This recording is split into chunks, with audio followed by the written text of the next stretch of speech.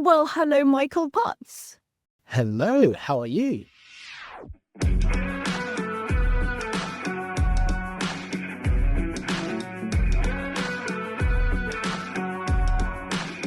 Well, as you can see, pretty amazing. I'm staying with my mother and Percy and Jerry at the beach house. But what about you? Because that looks very much like an airport lounge. It is. This is the Melbourne Departure Lounge. It's the glamour of being a Formula One photographer. So tell me all Yes. about the Australian Grand Prix, because that was very rainy. Yeah, well, it was kind of an amazing weekend. So the first couple of days were very, very hot. Saturday was stiflingly hot. One of the hottest I can remember being at. It wasn't quite Qatar, but it was pretty much up there. I got heat stroke. It was tearing. Sunday was rainy. It was biblical. There were huge winds, rain coming in from all different angles. It was freezing cold. I was sitting around most of the time just shivering in the wet, drenched to the core. But the race itself was very, very exciting. So it was the first race of the season. We had just had testing in Bahrain. We didn't really know which cars were actually fast and which ones were just putting it on. So Saturday qualifying was the first time we got to see these cars in action. There were a few surprises. After Bahrain, everyone thought that Red Bull were the fourth fastest, but actually they're the second fastest. Max is not to be discounted this year. He is very, very quick. But Lando Norris was on pole position and he won a very, very dramatic race. Good day for most of the Brits, not a good day for the Australians. But this is Australian cars. What is this? I know. It's like Australian racing drivers have won 43 Grand Prix, I think, 4 world titles.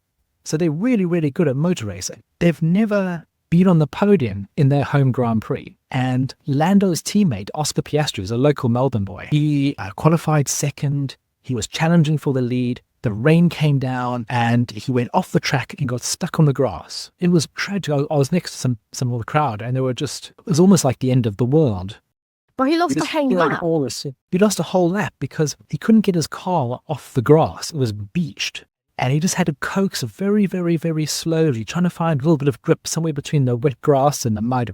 The thing with Melbourne is it's in this man-made park, and some of the roads are roads that you could drive on every day of the week. So they have all the white lines that you'd need for a normal road. And the moment the wheel touches those white lines, all bets are off. So do you think he would have made it if it hadn't been for coming off like that? It was so close. He was right on Lando's tail. He would definitely be on the podium. He would have been the best Australian driver ever had he not done it. He's such a local boy. His grandmum makes cakes for the team. So she bought like a whole punnet of chocolate brownies and things like that. I actually had one, which was quite nice. You had one of Oscar's grandmother's chocolate brownies. Yes, and it was delicious. So how did it feel as an opening weekend? Since COVID, so this is the first time it's moved back to its traditional starting point of Melbourne.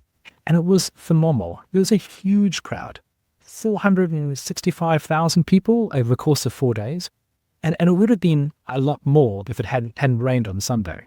And the crowd space was phenomenal. There were so many different food trucks, activities, concerts, Flatboy Cinderella concert on Sunday, loads of bands on Friday and Saturday. It was really, really nice. So what's this about? Let's get the most important thing about the weekend sorted. What's this about free hair and makeup at the track? Oh, yes. So this is a new thing. I've never seen this before anywhere. But there were these 2 makeup stands where you could go and get your hair touched up, makeup, try new products. And the lines for these were phenomenal. They were so busy.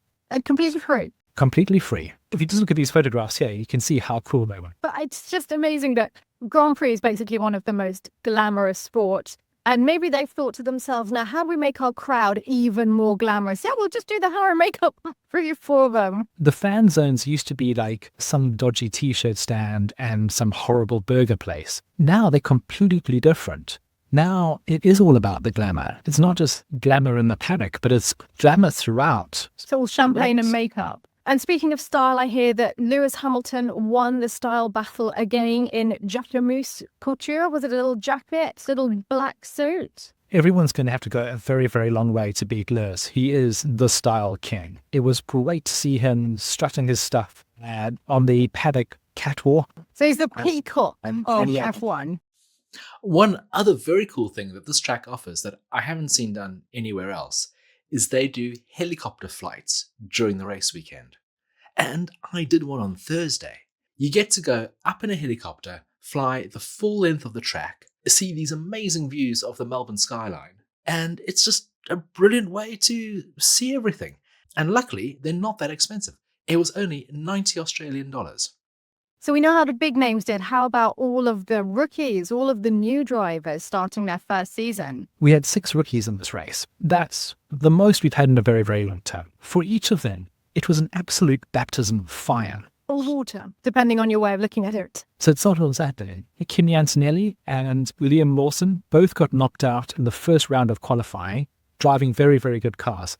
That was a disastrous way to start. The best rookie on Saturday was actually Isaac Hadjar in a race in Bulls. So he outdid everyone else who were all much more fancy than him. But then the next day, he crashed on the warm-up lap. So that's the lap that they do before they start. It's the worst possible time to crash. You've crashed before the race has even begun. And the poor kid was devastated. Oh. He trudged back to the pits, and Lewis Hamilton's father actually came up, saw him, and gave him a massive hug and told him that everything's going to be all right. And he was just unlucky. Just another car that went onto a white line and got spun out. A few of the other rookies, Liam Lawson and Gabriel Bortoletto, they all crashed.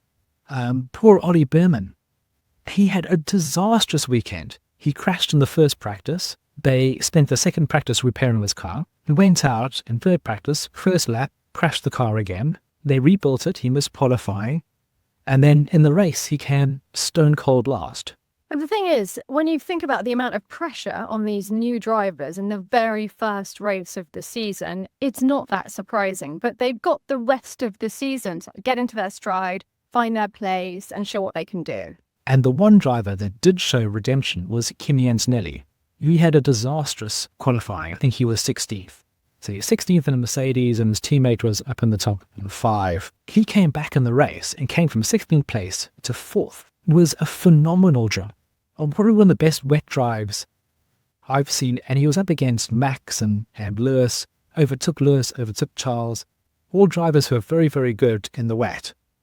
And I think there's a lot more to come from that kid, so keep an eye on Kimi Antonelli. Because what would happen was it would rain heavily for a few minutes, and then it would dry up. So they kept having to change their tires. They had to go from slick tires to wet weather tires. Did all of those extra changes slow down the actual race? It did kind of. It caught me out a bit because I'd photographed so much during the day. Both my batteries and both my cameras were nearly finished. And I had this agonizing decision to make. Should I stay out and watch the climax of the race, because it was getting very exciting towards the end? Should I rush back to the media center, get new batteries, and go and photograph the podium? In the end, I went for the podium, and it was a pretty good thing to do because I saw Lando Norris give a massive hug to his father and mother, who were both there supporting him, and that was a really beautiful shot to get. Also, if you look carefully on the podium, you'll see that there's a new champagne sponsor. Moe is back. How are you feeling now at the start of the whole season, knowing that you won't be home for how many months? I mean, it's ridiculous how long you're away for. This first trip is about 2 months. And then how long do you have before the next epic trip starts? Not too long before flying off to Miami for that race. So things are coming thick and fast over the next, 10 months. And how do you cope living in hotels all this time? For this race, I was in an Airbnb, which was absolutely delightful. You have had some disastrous accommodation over the years. I mean, Singapore? Yes. I had a room that had a water feature inside the room. The entire wall of the room was a flowing waterfall. Because the guy next to me had put his air conditioning to 16 and the ambient was about 45. There was a temperature differential on my wall and it had condensated. Didn't you once end up in a hotel that was a place of ill repute? I did. I made a lot of friends, and the receptionists were surprised that I kept coming back and staying in the room. I think I was the longest resident of that hotel, probably in their history. Because everyone else just stays for the 1 hour?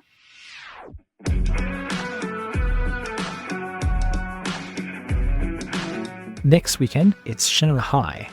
The visa came in on time. Oh, yes, that was an epic story.